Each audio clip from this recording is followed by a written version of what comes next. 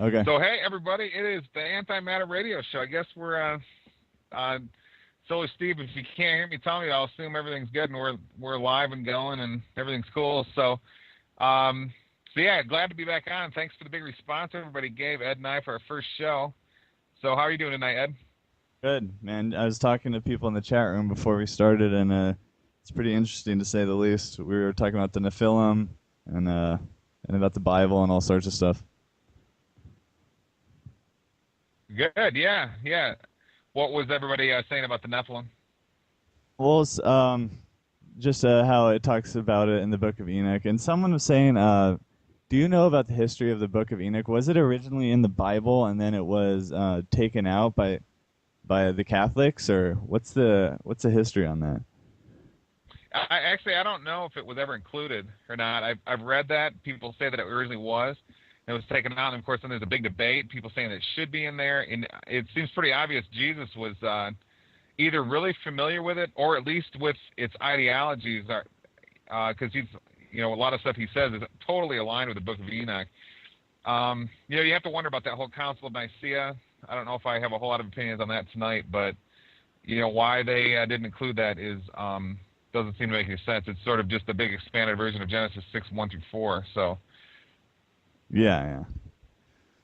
So did you want to start out talking about what I was telling you about the documentary about the feminization of men? Let's do that. Go ahead and say whatever you feel is most relevant about that. First, tell everybody exactly what the documentary is and where you found it and so forth.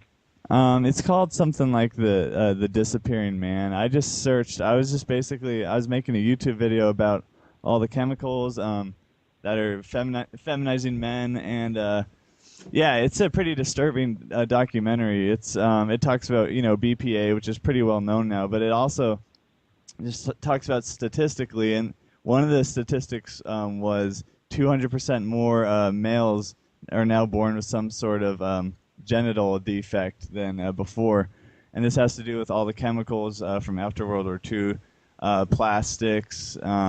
It's in the water. And then there's also this town. I can't remember exactly where, but this town is situated right next to this chemical plant. Okay, and over the generations, it started being almost all girls being born. So it was literally just poisoning people. And it's pretty creepy, and it's actually it's a big crisis that they're worried about, and it's just all about that. So can you hear me right? Can you hear me? Yeah, just wanted. I think I figured out why there's an echo. I might be delayed a half second behind you. If I am, I'll figure that out in a minute. But so what you're telling me now is that I think I've heard about this. A chemical plant went up next to some place somewhere, and then basically only girls were born thereafter. Yeah, I have my notes right here. It's a really weird city. It's it's hard to pronounce, but yeah. So they're born next to these chemical plants, and they started just being basically all males because it was attacking. Oh, and that's what it talks about. It talks about most of the attacks happen in utero. They happen before they're born. So males are being born with actually smaller genital size, less testosterone. It's really creepy because if there's a government that wants you docile and not to resist them, of course, the natural male instinct is kind of that warrior instinct, which is, I think, what they're trying to kill in all of this. Do you know what they were making in the factory? No, it's a town called, I think it's some Native American name. It's Amjwanang. It's AAMJIWNAANG. It just said, it didn't really go into too much detail on that. It just says it's a town with chemical pollutants, and which made way more girls born than men. And also, it wasn't just that. Women were having tons of miscarriages, and there's a pretty big silence when it came to the actual plant and the government officials. They really did not talk about it a whole lot, which just shows it's even more of a conspiracy. Yeah. Okay, so some people in the chat room are wondering at exactly who you are. go ahead and introduce yourself again and tell us where they can find out who you are, such as your YouTube channel. Okay. My name's Ed Walker. I've been into the so-called conspiracy or truth movement for a long time now. I first got a book, I think, in 2002 or 3, is around there. Actually, it's David Icke's book, to be honest. I know a lot of people are polarized on him. Some love it, some don't. But that was the book that woke me up. I'm not gonna lie. Is that book? Yeah, that's fine. Yeah, no big deal. No, I know. I like David Icke. No, I know. But anyway, so from there, then I got I kind of was just into it as a pastime. Was really I found it more amusing than I didn't take it too seriously. But then I got into Alex Jones, and then from there it just kind of opened up my eyes. And then eventually, I found your show via Camp FEMA. It had you being interviewed in there, and then it had a little caption. You're only in for a little bit, but the name of your show, it said www.antimatterradio.com. So I went there. My passion just grows with this information day by day. So I started making videos, and then I found your show, and now I'm here. Okay, good deal. Yeah, so youtube.com/DarkEcstasyWorld is your channel, and I can hear you good. I got a big echo, so if I sound a little weird, it's just because I'm hearing an echo. I'm still trying to figure it out on mine. I don't have it on yours. Are you just listening on your end, or are you playing the player? Well, two things are playing at once. I'll figure out here as we're going what other thing is playing double or something, but no big deal right now. It's something on the main computer out in where Doc is. But so another thing we had in common is sort of this understanding of a certain type of satanic existence that exists worldwide, culture-wide, which I've called dark ecstasy. Now some other people are calling it that too. Maybe it'll be, the name will change in the future. Maybe somebody will come up with a better name or whatever, but that's the moment what people are referring to it as. And what you and I were talking about a lot lately is that the basic ideologies in culture, such as evolutionism and atheism and materialism and so forth, these are actually, it's what you said in your article that you wrote on antimatterradio.com. These are the philosophies that people take on in a world of hopelessness when we're taught to think that there's really no point to our existence and that we just die and we're just a bunch of mindless atoms and so forth. I mean, all of academia won't even discuss consciousness. Okay? I mean, does that make any sense at all? All of you out there can verify it exists with absolute certainty. All you need to do is close your eyes and notice that you have things called thoughts and feelings. Now, somebody's going to have to tell me why academia, fine, I can understand why they don't want to directly study it, because they say they want to study things you can see with your senses. That is included in scientific information. Great. But on the other hand, why would they go take the next step and reject that our inner world of consciousness exists? Because that is complete absurdism. Every single one of us can verify we have that. It's all we've ever known. It's all we've ever lived through. So what academia does is, in general, they've softened up on it a little bit in the last decade or two, but in general, they just deny its existence. So what we're left on with this world of utter hopelessness, where we're supposed to think the only thing that's real is matter, even though we can directly verify the existence of non-matter in, our consciousness in us, which is, when you look at it, it's not physical stuff. It doesn't look like a brick or something. And so what we're left with in academia gives us the world of materialism. There's no soulful consciousness that's allowed in the discourse. All these things, God, are supposed to not exist. It's just mindless atoms. We come from the monkeys, which is a complete pseudoscience, as I've verified. So that's, I think, a very overlooked issue in culture worldwide, of how the basic ideologies, what we're told are the good prestigious ideologies, as you and I have been talking about, are actually low-level elements of genuine Satanism. Because what they do is they lead someone into a life of absolute helplessness and dehumanization and despiritualization. So what they have left then is, it's a hollow shell that needs to be filled, and the ultraviolet culture will fill it, as we were talking about the other night. So what thoughts do you have about materialism? Oh, well, yeah, materialism ties in with everything. That's kind of like the disease of our age. And by the way, people in the chat room said I was kind of being too loud. Can you guys hear me better?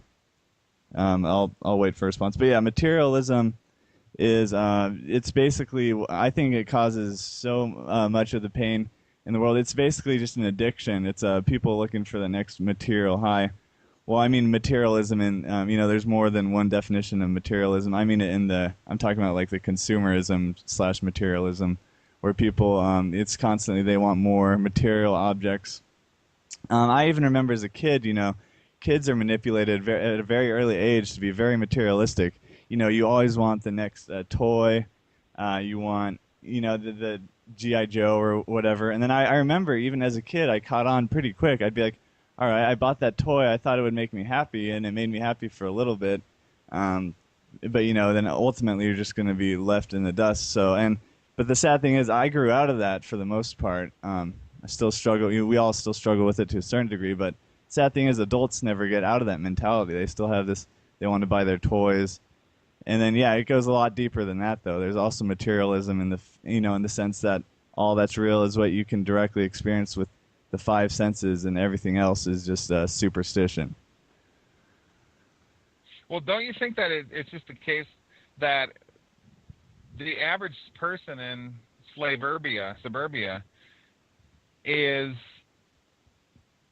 I mean, I don't know how it got to be the case that they became so obsessed with big houses and cookie cutter houses and all this stuff, but people have just gone totally nuts with this, as if they have no soul, and they can't even relate to they probably shouldn't spend 55 hours a week working at some job that is dehumanizing them, while the children are in before school programs, public schools, after school programs.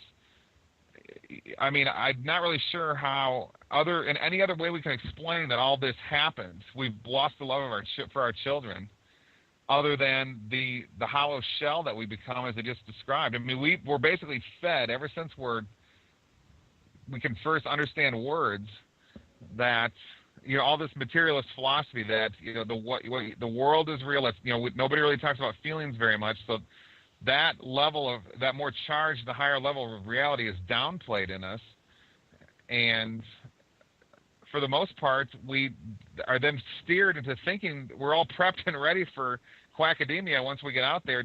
We're all ready for the materialist philosophy, when it's absolutely the most simple thing to verify in the world that it's false.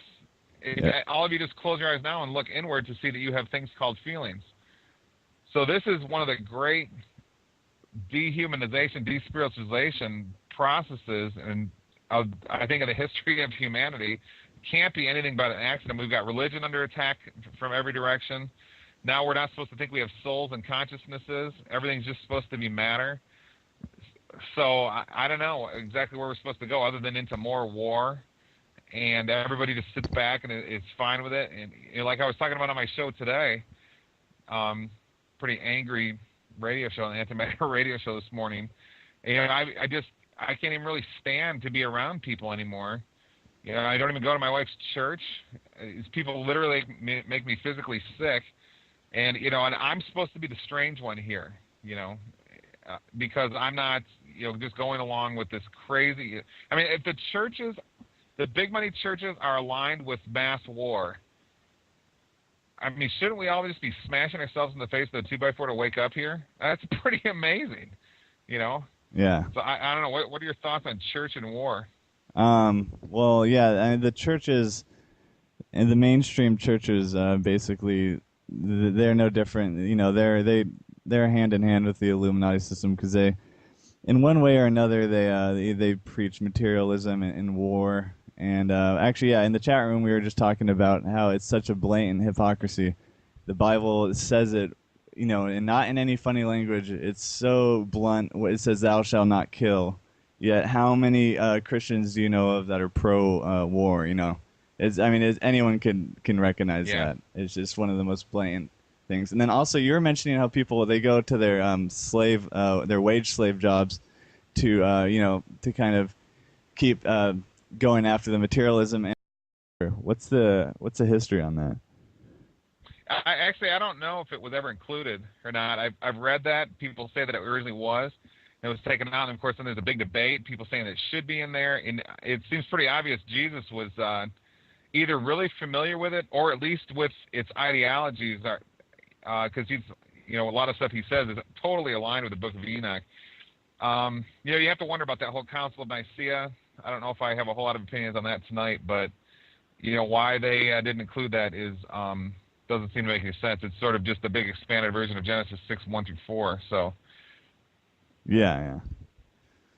So did you want to start out talking about what I was telling you about the documentary about the feminization of men? Let's. Okay. So hey, everybody, it is the Antimatter Radio Show. I guess we're so Steve, if you can't hear me, tell me. I'll assume everything's good and we're live and going and everything's cool. So yeah, glad to be back on. Thanks for the big response everybody gave Ed and I for our first show. So how are you doing tonight, Ed? Good, man. I was talking to people in the chat room before we started, and it's pretty interesting to say the least. We were talking about the Nephilim and about the Bible and all sorts of stuff. Good, yeah. What was everybody saying about the Nephilim? Well, it's, just how it talks about it in the Book of Enoch, and someone was saying, do you know about the history of the Book of Enoch? Was it originally in the Bible and then it was taken out by the Catholics, or? Let's do that. Go ahead and say whatever you feel is most relevant about that. First, tell everybody exactly what the documentary is and where you found it and so forth. It's called something like the Disappearing Man. I just searched. I was making a YouTube video about all the chemicals that are feminizing men, and yeah, it's a pretty disturbing documentary. It talks about BPA, which is